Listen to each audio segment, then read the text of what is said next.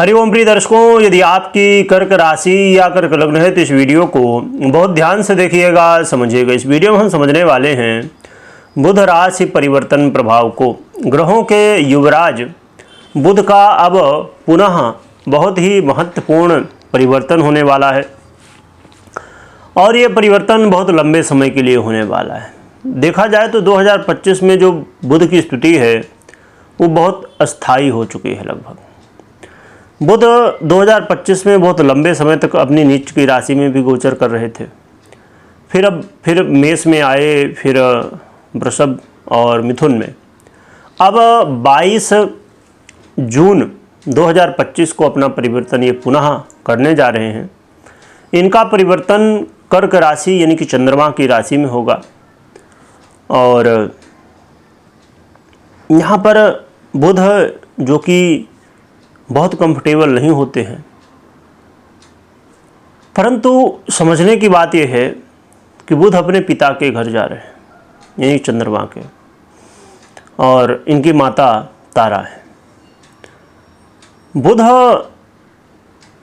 एक वो ग्रह हैं जो कि हर एक व्यक्ति को प्रभावित करते हैं, जो कि हर एक ग्रह हर एक व्यक्ति को प्रभावित करते हैं, परंतु बुध इसलिए जो है तो कहा जाए कि सबसे ज़्यादा प्रभावित करते हैं क्योंकि ये बुद्धि के अधिपति है और बिना बुद्धि के कोई काम हो नहीं सकता।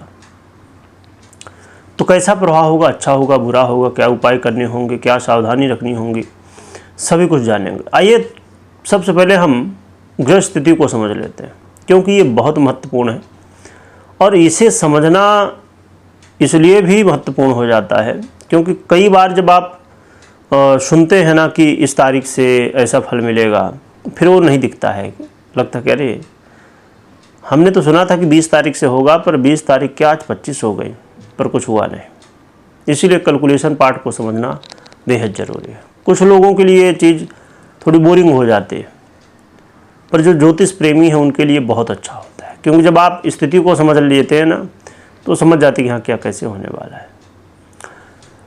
तो बुध का ये परिवर्तन कर्क राशि में तो होगा 22 जून को, परंतु ये गोचर करेंगे 30 अगस्त तक। लगभग 70 दिनों का समय, 2 महीनों से अधिक का समय होगा।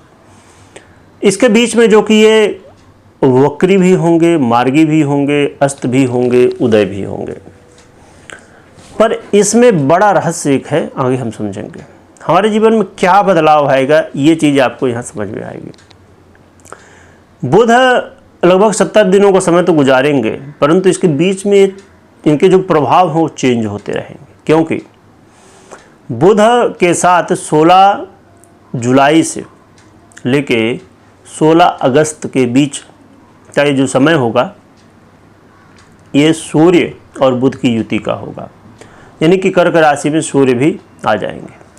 तो इससे बुधादित्य योग बनेगा और बुधादित्य योग लंबे समय के लिए बन रहा है तो इसका प्रभाव भी दिखेगा क्योंकि जब हम अक्सर सुनते हैं बुधादित्य योग के बारे में कि बना हुआ है, अक्सर बनता है, तो बहुत कम समय के लिए है ना, 5 दिन 10 दिन, बस ऐसे ही कुछ थोड़ा बहुत आगे पीछे।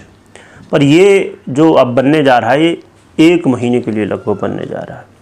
इसके अलावा यहाँ पर 20 अगस्त से लेके 20 अगस्त को रात्रि में 1:19 यानी कि 21 अगस्त प्रारंभ हो जाएगा और 30 अगस्त तक का समय होगा जो कि शुक्र और बुध की युति होगी, जिससे कि लक्ष्मी नारायण योग बनेगा। आप नाम से ही समझ पा रहे होंगे। तो ये बड़े ही महत्वपूर्ण योग बनने जा रहे हैं। यहाँ पर हमने जो अभी स्टार्टिंग में समझा कि कई बार हम सुनते हैं और तारीख निकल जाती पर फल नहीं मिलता। अब इसमें ज़रा समझिए कि ये जो लक्ष्मी नारायण योग जो कि बहुत ही महत्वपूर्ण योग कहा जाता है ये बनने वाला है और वो भी लास्ट के 9 से 10 दिनों के लिए। तो बहुत सारे प्रभाव हमें उस समय भी देखने को मिलेंगे जो कि अभी स्टार्टिंग में नहीं मिलेंगे। इसके अलावा थोड़ा सा हम इसे नक्षत्र वाइज भी समझ लेते हैं। नक्षत्र वाइज अब देखा जाए तो पुनर्वसु, पुष्य और रसलेखा ये तीनों चरणों से बुध गोचर करेंगे जो कि अभी भी पुनर्वसु में थे क्योंकि मिथुन में पुनर्वसु के तीनों चरण हैं, और चौथा चरण जो एक चरण बचता है वो है कर्क में। तो पुनर्वसु में लगभग 3 से 4 दिनों का समय रहेगा गोचर काल बुध का, और फिर उसके बाद ये पुष्य और हस्तलेखा में। अब एक बात यहाँ पर और भी आती है कि बुध वक्री मार्गी भी होंगे, तो भी ये पुनर्वसु और हस्तलेखा में ही ये पुष्य और हस्तलेखा में ही गोचर करेंगे, पुनर्वसु में नहीं आएंगे। इसीलिए हमने यहाँ तारीख में 25 तारीख लिखी, क्योंकि जब शनि क्योंकि देखिए पुनर्वसु इनका है गुरु का, और पुष्य शनि का है, और हस्तलेखा स्वयं बुध का है। तो ये अब जब शनि और स्वयं के नक्षत्र में गोचर करेंगे तो इसका कुछ अलग प्रभाव है, जो कि गुरु के नक्षत्र में उतना बेहतर प्रभाव बुध का नहीं माना जाता है। तो ये स्थिति है यहाँ पर। तो आप नक्षत्र वाइज भी समझ सकते हैं क्यों 25 तारीख से महत्वपूर्ण है। चलिए जानते हैं क्या कैसा प्रभाव देंगे, क्योंकि बुध आपके बेस बनते हैं और आपके तृतीयेश भी बनते हैं, यानी तीसरे भाव और 12वें भाव का आधिपत्य इन्हीं के पास होता है। और जो देवगुरु बृहस्पति हैं जिनके नक्षत्र में पहले गोचर करेंगे वो आपके बहुत ही महत्वपूर्ण ग्रह हैं, भाग्येश हैं और साथ में षष्ठेश भी हैं। और शुक्र के साथ युति होगी तो शुक्र आपके धन भाव, ये आय भाव और सुख भाव के अधिपति हैं, और सूर्य जो कि आपके द्वितीय से है। तो क्या प्रभाव होगा ये जानते हैं। बुध का ये जो गोचर काल है प्रिय दर्शकों, आपके जीवन में विदेश से जुड़े हुए यदि आप हैं और यहाँ से रिलेटेड कोई काम करते हैं तो ये आपके लिए कहीं ना कहीं फ़ायदेमंद होगा। इसमें एक बात ध्यान रखिए कि 12वें भाव में बुध का उतना श्रेष्ठ प्रभाव नहीं माना जाता है, ये भी ध्यान में रखिएगा। इसका मतलब ये है, जब हम इसके कुछ माइनस पॉइंट समझते हैं, जैसे अब कर्क राशि में बुध कंफर्टेबल उतने नहीं होते, और यहाँ पर 12वें भाव में उतने अच्छे प्रभाव देने वाले नहीं माने जाते, तो इसका मतलब ये है कि जब हमें कोई बेनिफिट मिलना है उसमें कहीं ना कहीं कमी होती है, उतना ज़्यादा हमें नहीं मिल पाता। अब जैसे कोई, अब अमीर तो बहुत सारे लोग हैं पर किसके पास कितना है, कोई टॉप 5 में आता है, कोई टॉप 10 में, कोई टॉप 100 में आता है, तो बस वही डिफरेंस आप फलादेश में भी समझ सकते हैं। तो बुध का ये जो गोचर काल है विदेश से जुड़े हुए मामलों में आपको बेनिफिट दिलाएगा। और ये ज़रूर ध्यान रखना है कि कोई कोर्ट कचहरी का मामला है वहाँ सतर्क रहिए। हाँ, कई बार यहाँ पर एक चीज़ ध्यान रखिए कि यदि आपके जन्म कुंडली में अच्छी स्थिति है इन ग्रहों की, खासकर बुध की और सूर्य की, तो फिर विदेश से तो बेनिफिट होना ही है, साथ में कोर्ट कचहरी के मामलों में आपको विजय प्राप्त हो सकती है। तो ये भी अवसर जो है तो यहाँ पर देखने को मिलेगा, पर ग्रह स्थिति कैसी हो समझना जरूरी है। इसके अलावा आपके जीवन में शत्रु बाधाओं से ये मुक्ति भी आपको दिलाएंगे, और क्योंकि आपकी ही राशि में गोचर कर रहे हैं, आपके लग्न में ही गोचर कर रहे हैं, आपके बेस हैं यहाँ पर। हाँ, एक चीज़ देखने को मिलेगी कि कई बार कन्फ्यूजन होगा, मानसिक तनाव की स्थिति भी देखने को मिलेगी, और निर्णय लेने में कई बार थोड़ा उलझाव हो जाएगा। तो आपको बहुत धैर्य के साथ कुछ भी करना है।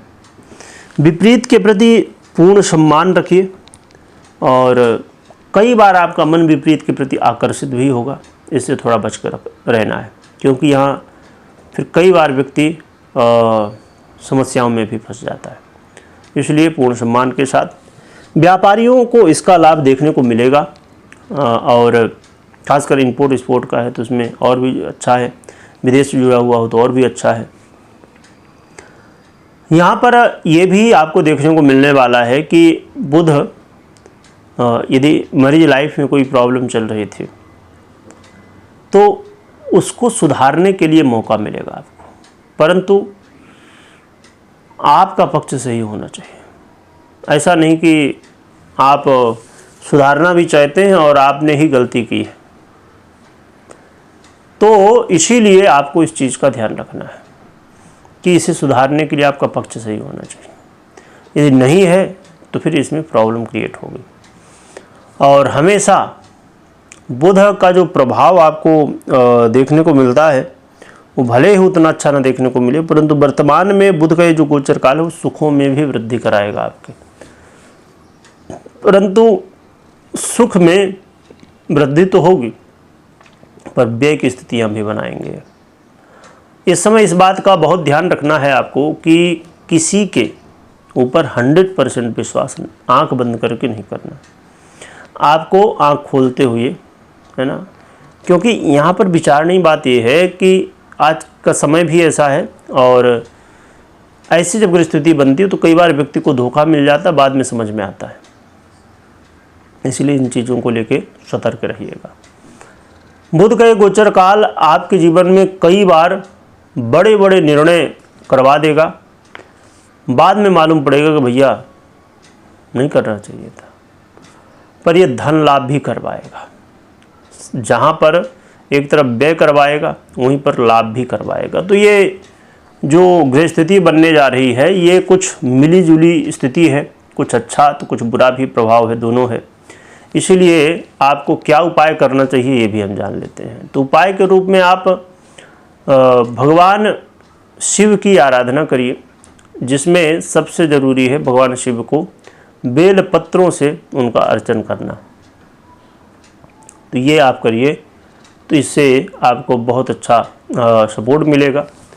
साथ में आप कोशिश करिए कि नित्य प्रति जितना जल्दी हो सके उठ के सुबह और अर्घ्य देना शुरू करें भगवान भुवन भास्कर को, तो ये भी बहुत अच्छा है। इस बात का हमेशा ध्यान रखिए कि कभी भी कोई भी निर्णय ले रहे हैं तो मात्र गोचर के आधार पर नहीं, आपको अपनी पर्सनल कुंडली विश्लेषण करने या तो करवाने के बाद ही लेना चाहिए। और यहाँ पर हमने एक ग्रह की चर्चा की है, अन्य ग्रह भी हैं, वो भी अपना फल दे रहे हैं। उनका कैसा प्रभाव है, आपकी कुंडली में कैसी ग्रह स्थिति है, कैसी दशाएं हैं, इन सब चीज़ों को ध्यान रखते हुए ही आगे बढ़ना चाहिए। वीडियो देखने के लिए बहुत बहुत धन्यवाद।